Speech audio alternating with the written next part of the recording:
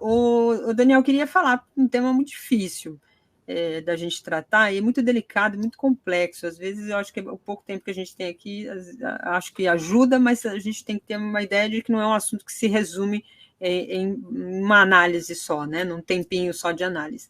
A gente assistiu hoje o sepultamento da professora Elizabeth Tenreiro, de uma escola aqui de São Paulo, que foi morta após um ataque de um estudante, um aluno de 13 anos.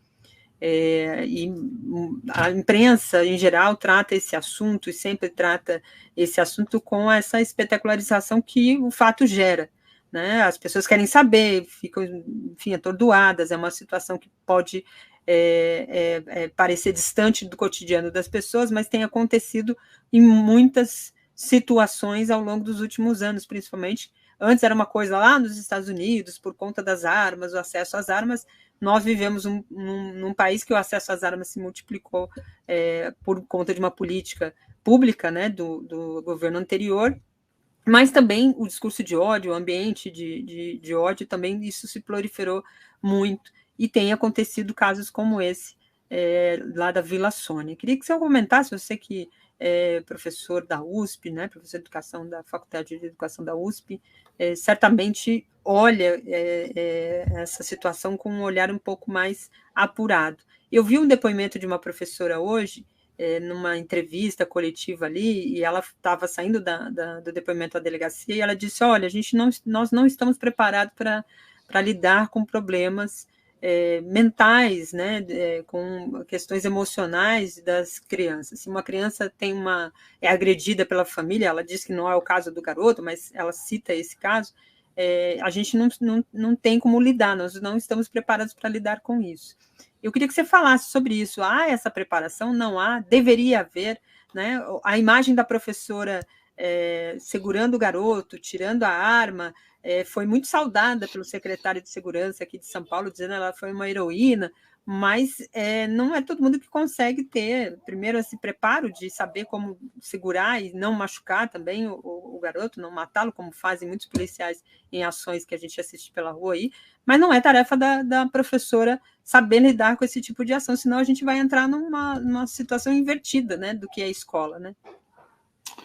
É uma situação super complexa, né? Eu coordenei na transição governamental um relatório sobre o caso um relatório sobre o problema, né, do extremismo de direita. É importante até, Dai, a gente ter a coragem de assumir no Brasil que se trata de movimentos e ações relacionados ao extremismo de direita. Por que eu digo isso? Porque, embora ainda esses jovens não tenham uma atuação política relacionada às pautas neonazistas e fascistas, existe um ambiente neonazista e fascista que circunda esses jovens. Eles usam símbolos neonazistas e fascistas, como a máscara de ontem. Eles têm termos que eles utilizam, neonazistas e fascistas. A misoginia que eles praticam é vinculada a movimentos neonazistas e fascistas. O racismo, o ódio às pessoas da comunidade LGBTQIA+. Então, nós fizemos esse relatório abordando esse fato. O problema é que esse relatório ele é difícil de ser tirado do papel, porque precisa de muita coragem para tirá-lo do papel. Tanto para assumir esse fator, como também para dar instrumentos para as comunidades escolares para enfrentar o problema. O que eu quero dizer aqui para vocês é que se nós tivéssemos protocolos que nós não temos, as duas escolas, sem nenhuma orientação, sem nenhum protocolo, agiram corretamente, Dani. A primeira escola avisou por um boletim de ocorrência que poderia acontecer um caso com esse garoto, que ele poderia praticar um ataque. A segunda escola não só alimentou o sistema do Estado de São Paulo, do governo do Estado de São Paulo, que é o Conviva, o sistema do Conviva, como não teve nenhum tipo de resposta sobre isso, Dai, do governo do Estado de São Paulo. Então, eu tenho uma revolta muito grande, porque nós perdemos uma professora, e poderia ter... As pessoas ficam sempre falando, uma professora que foi perdida, que absurdo. Qualquer pessoa é absurdo, não tem não tem escolha profissional ou de ocupação na sociedade. O caso concreto é que é uma professora que, inclusive, há uma semana atrás, estava separando uma briga envolvendo o agressor e outro menino porque ele teve uma prática racista. Ele praticou racismo, e o outro menino corretamente reagiu, e não tem jeito, tem que ter reação. Não tem... A reação não pode ser violenta, etc., mas o que não pode é não ter reação, né? E ela agiu como educadora, ela separou a briga e fez a cobrança do jovem.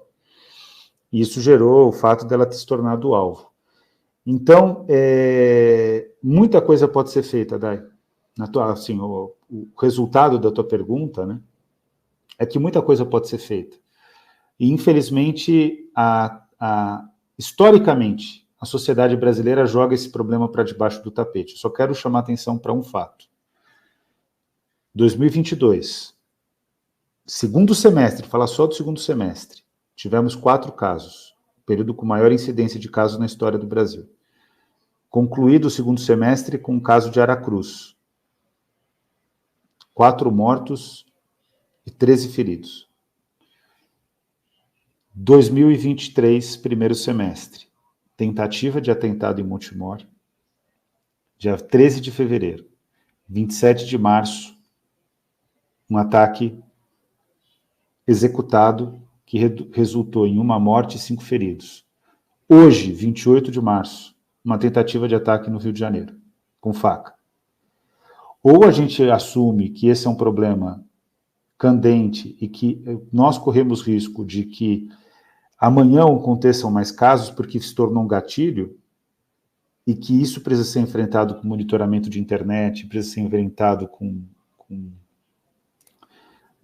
aliança com as forças de segurança, por meio de um pacto nacional, de um plano nacional de combate à violência nas escolas e violência às escolas, que são 2 fenômenos diferentes. A gente está falando de violência às escolas, que a gente precisa formar as pessoas para identificar esses comportamentos. Só para dizer aqui de maneira muito sintética aqui, Dai, a luz amarela liga quando se faz proselitismo de discurso de ódio misógino, racista e de orientação sexual.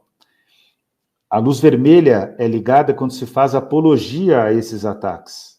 E era o caso do menino, ele expressava essa apologia.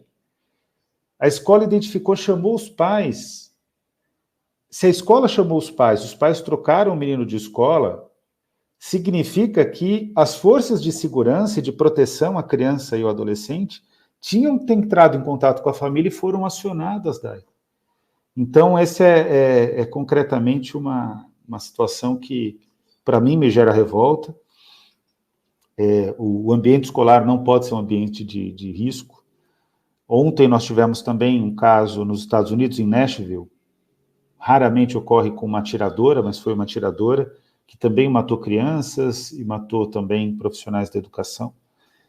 E para quem acha que esses problemas existem só fora do Brasil, é importante dizer que o Brasil já é um dos países em que tem o maior tipo de ocorrência de casos de ataques às escolas. Então, o Rafael Petri aqui está dizendo, inclusive, que na cidade dele, em Rio Grande, teve um caso semanas atrás, né?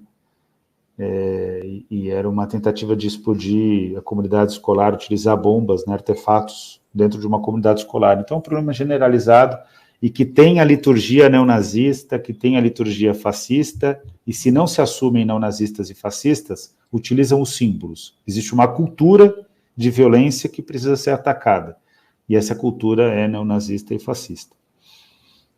É bem preocupante. Eu vou ler aqui alguns comentários dos nossos internautas. Esse assunto gerou aqui muitas mensagens. Tem até o Rogério Matucci, que é um internauta, colega nosso, faz várias lives aqui na internet, é educador. Vou ler daqui a pouco a mensagem que ele me mandou aqui. A Rita Wayne entrou como membro aqui do nosso canal. Eu acho que ela já era, deve ter renovado, então seja bem-vinda novamente aqui. Obrigada pela força, pela colaboração e confiança aqui com a gente. A Maria Luz diz aqui, não é de hoje que o Estado de São Paulo negligencia a educação. É revoltante, diz ela aqui. A Joana, aqui também no Superchat, diz, Joana Jordão, né? Daniel Cara explica sobre a cooptação, né, pelos jogos online, captação desses jovens, né, cooptação desses jovens nas redes, Queria que você comentasse isso. Tem aqui também a Rose Paixão. Essas falas do Daniel merecem um vídeo separado depois, um recorte aqui, está anotado, Rosa. Tem também aqui o Nivaldo Pereira. Ele diz, professor Daniel Cara, por que ninguém praticamente abordou os motivos, né, do possível bullying que a criança de 13 anos deve ter sofrido para fazer aquilo? Mas todos o condenaram, indaga ele aqui. Tem muitas nuances diante desse quadro, né? A gente está falando de uma criança de 13 anos, supostamente que sofria bullying. A professora cita isso algumas vezes, as professoras entrevistadas falam dessa ação de que ele era um menino muito calado, muito fechado, e como você já destacou aqui, tinha esses avisos todos. O que a gente pode entender, Daniel, até nessa pergunta da cooptação, de que certos ambientes vão criando espaços para essa cooptação, né, para essa extrema-direita conseguir espaços para essas crianças que às vezes estão sofrendo outros problemas e que se misturam diante desse ambiente que é fértil para esse tipo de discurso de ódio, de agressão e de ações contra jovens.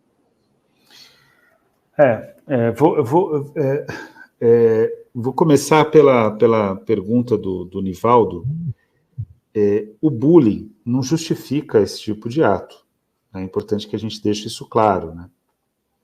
O bullying, Nivaldo, na nossa análise desse relatório, e também considerando a literatura científica internacional que trata desse tema, na área de educação e na área de sociologia e antropologia, o bullying ele é o início do processo.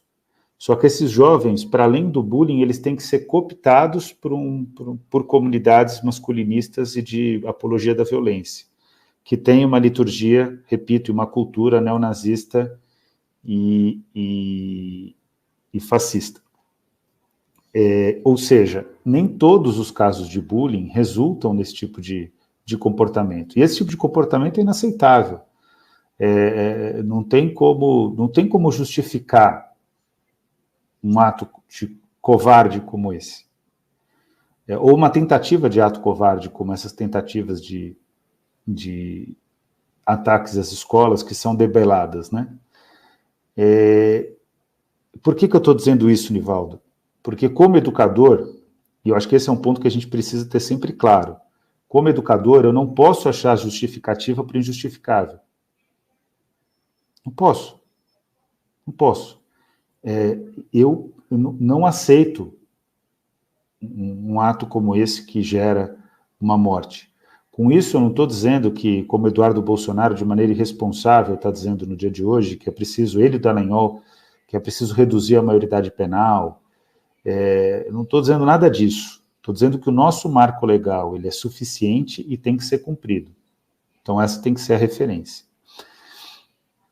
E que esse ato, a gente pode encontrar milhares de explicações, mas nunca uma justificativa. E as explicações só servem, essencialmente, para que a gente previna outras ocorrências, como essas ocorrências terríveis que aconteceram ontem, que foi tentado por um outro jovem que ocorressem hoje também numa escola na Gávea, no Rio de Janeiro. Esse ponto é um ponto que precisa ficar bem claro. Agora, eu até perdi a pergunta da Joana. Você consegue retomar aí? Consigo, vou pegar aqui. Acaba me mobilizando muito esse assunto, e aí eu fico... A Joana Jordão, ela diz aqui, explica sobre a cooptação desses jovens para os jogos online. Aliás, eu vou explicar até um negócio aqui. Aqui em casa, eu já disse, eu tenho minhas sobrinhas, né? São jovens, adolescentes, e um dia eu fui trocar o chip de uma delas, e para trocar o chip, para, enfim, fazer o WhatsApp, mensagem, tudo, eu tive que usar o celular e tal. E vi que tinha muitos números desses celular que ela tinha na conta do WhatsApp, de estados que a gente não conhece ninguém, não lembro nenhum parente, e só aparecia o número 85, 81, 70, 19, 21. Eu falo, a Lorena está conversando com gente que eu não sei. Aí eu fui lá olhar as mensagens. E realmente ela estava conversando com pessoas que ela não conhecia a partir dos jogos. E a gente só vai perceber isso porque eu falei, eu não quero invadir sua privacidade, mas eu vi que tinha conversas aqui de pessoas que você não conhece. E ela só tem 12 anos. Então, vou até engatar essa pergunta da cooptação online, da Joana, juntando com uma outra questão que também os internautas perguntaram aqui, que é a responsabilidade dos pais nisso tudo. Tem um fator, né, Daniel, que muita gente coloca a criança na escola e acha que a educação toda é de responsabilidade do professor. E o professor tem que educar lá. Mas se ele educar, ele também não pode, porque quem educa, fica aquele dilema que os pais colocam os professores. E, ao mesmo tempo, tem até nesse quesito aqui também tem questionamentos falando da responsabilidade dos pais e de como cobrar dos pais essa responsabilidade no caso específico do garoto. Então, olha, essa questão ela é dificílima, né? Porque primeiro falar sobre a cooptação. Como funciona a cooptação? As comunidades gamers, elas também determinam uma cultura, que é uma cultura pautada na violência. Né? Até porque a maior parte desses jogos são jogos violentos. Eu não estou dizendo isso para defender uma ideia absurda de algumas pessoas, demagógicas, que dizem que o melhor caminho é proibir esses jogos. Isso é uma besteira enorme, né? Porque no momento que eles forem proibidos, vai se criar um mercado clandestino, e nesse mercado clandestino, os jovens e adolescentes vão ficar ainda mais expostos a situações de cooptação à violência. Né? É uma questão lógica. Então, o que a gente tem que fazer? A gente tem que, concretamente, buscar uma estratégia de acompanhar o que acontece nessas comunidades. E aí tem que ser o poder público monitorando. Não tem outra alternativa. Essas comunidades gamers, elas são muito atrativas. Meu filho também tinha contato de pessoas que a gente não conhece, e eu proibi esse contato. E não tem jeito, gente, tem que proibir o contato. Você não sabe quem está do outro lado, você não sabe o que está sendo conversado, os softwares que eles utilizam, Discord, agora eles estão, antes eles usavam a Deep Web, agora eles nem usam mais a Deep Web, o que significa que está popularizando o discurso de ódio, está massificando o discurso de ódio. Mas eles usam o Twitter, usam o Discord, usam o Instagram, usam o TikTok. Então, isso tem que ter monitoramento das forças de segurança. E aí eu estou falando de centrais de inteligência, foi o que a gente escreveu no relatório. Inclusive internacionais, tem que ter cooperação com agências internacionais, porque, Dai, você encontrou e eu encontrei pessoas do Brasil, o que já demonstra que não é um problema só circunscrito a estados, né? As células neonazistas estão no Brasil inteiro, em todos os estados, né? Ainda não estão em todos os municípios, mas se a coisa continuar avançando, vai chegar nesse patamar. Agora, muitos jovens falam com outros países nos gamers, nas comunidades gamers, né? Eles falam com latino-americanos, falam com israelenses, árabes, com os Estados Unidos. Eu mesmo jogava um joguinho, que era um joguinho de xadrez, que de repente eu começava a jogar com chinês, e falava com eles em várias línguas, né? Você vai dando um jeito de falar com as pessoas. Então, a cooptação nesses grupos, ela é muito frequente. E aí tem o problema que a Dai falou. E eu também não vou me eximir da honestidade intelectual, assim como a Dai fez, que me obriga a falar a realidade. Sim, os pais têm que acompanhar o comportamento dos seus filhos. A vida é dura, a vida é cruel com as trabalhadoras e com os trabalhadores, mas não dá para se eximir desse papel. Ele é tão importante quanto colocar o filho na escola. E ele é mais importante até, por incrível que pareça, as pessoas vão ficar revoltadas comigo, do que acompanhar simplesmente o desempenho dos filhos na escola, qual é a nota que eles tiram. Não me interessa em nada, eu sempre falo isso para o meu filho, não me interessa em nada que ele seja um bom aluno se ele não for uma pessoa com valores, se ele não for uma pessoa com caráter. Caráter, valor vem antes. Porque se caráter e valor não vir antes, a gente vai ter um país, que nós já temos, inclusive, que tem médicos que receitam cloroquina, sabendo que vai matar as pessoas. Porque os valores desses médicos estão Então, eles são secundários em relação ao exercício profissional. Isso não quero.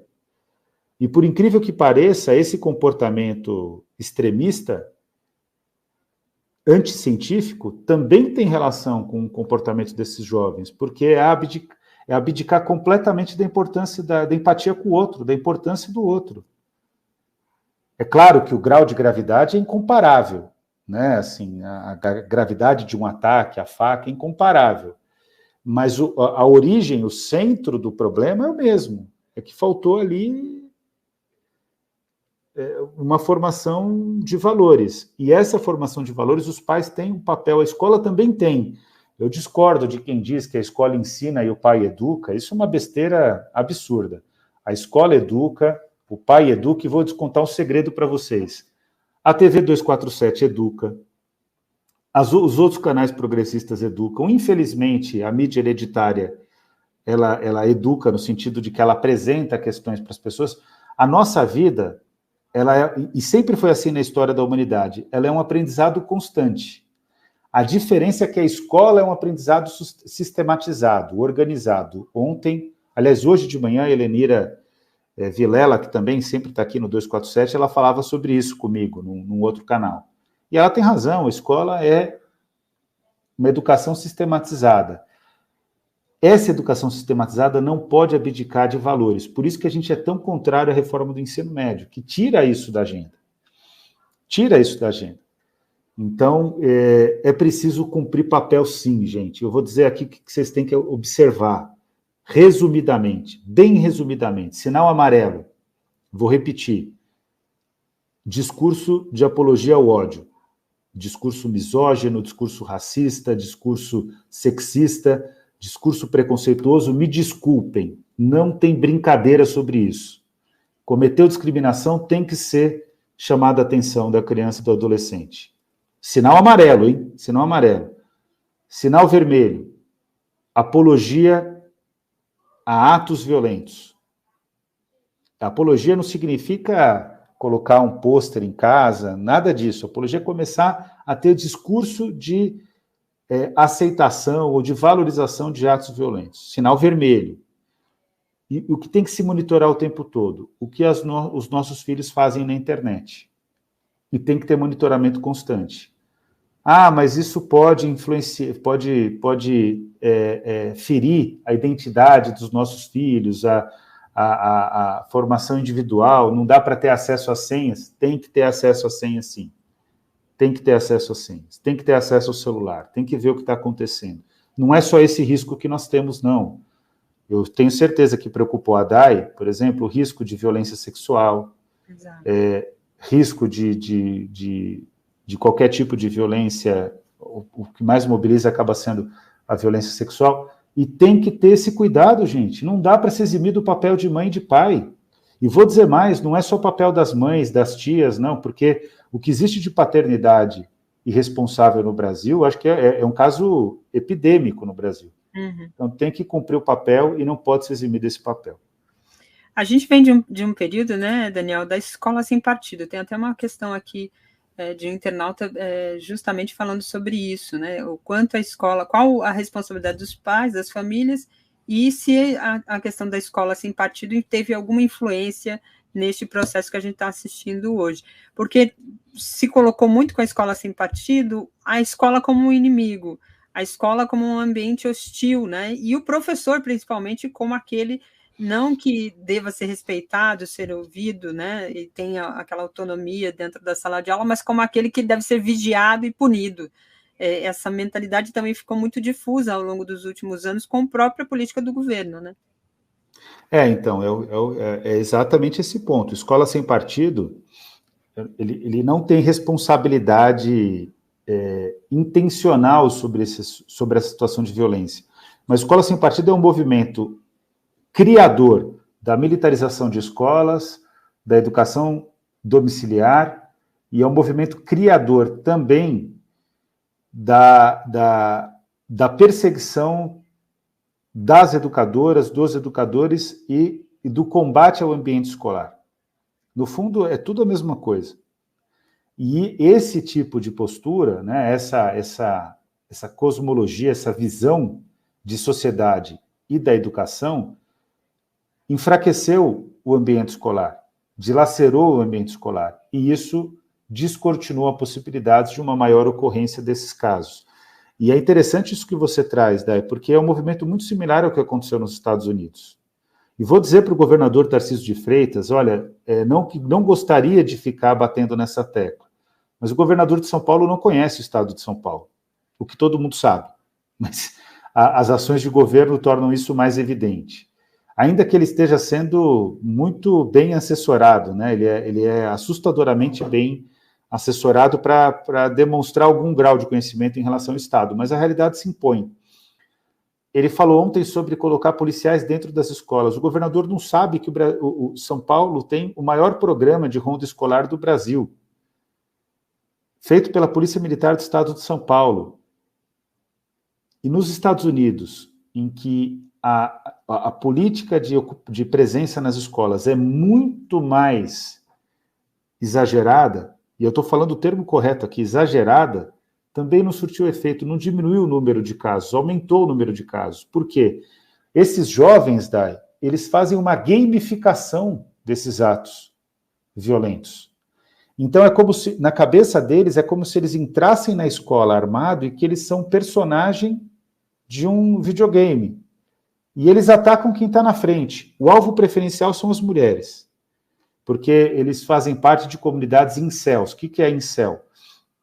Traduzindo a sigla para o português direto, são celibatários involuntários. São meninos que se consideram rejeitados pelas mulheres. E aí a fundação dos incels é um ataque violento que mata mulheres e que o autor do ataque diz que aquele é o dia da retaliação. Olha que absurdo, olha que comportamento doentio. Então, o primeiro alvo são as mulheres, e depois eles vão escolhendo alvos entre pessoas negras, pessoas da comunidade LGBTQIA+, mas o fato concreto é que eles acabam agredindo quem está na frente. Não sei se vocês se recordam do caso de Saudade, em Santa Catarina, que foi numa creche, gente. Numa creche, e que foi uma professora assassinada que evitou um mal maior. Quer dizer, por isso que eu digo, na minha opinião, não tem meia palavra, não. A palavra tem que ser direta. A sociedade é responsável, e cada um vai ter que enfrentar a sua responsabilidade, e aí distribuindo essa responsabilidade para quem é de direito. Os pais têm que ter responsabilidade. A escola, vou elogiar aqui, as duas escolas agiram corretamente, as forças de segurança não agiram, mas essas escolas agiram corretamente, as escolas têm responsabilidade, as forças de segurança têm responsabilidade, e o poder público tem responsabilidade. Né? Então é preciso ter logo esse tipo de ação para evitar o cometimento desses crimes. E olha, eu digo para vocês, eu não gostaria de estar falando sobre isso aqui. Eu gostaria de estar falando sobre políticas públicas, insistir na luta pela revogação da reforma do ensino médio, porque eu acho que isso também alimenta esse tipo de ato violento. Quando você esvazia a escola, e a reforma do ensino médio esvazia a escola, você estimula esse tipo de ataque.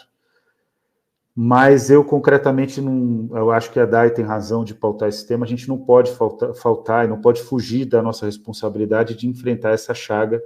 E o 247, mais uma vez, está de parabéns, né, por pautar essa questão e ter a coragem de enfrentar essa questão.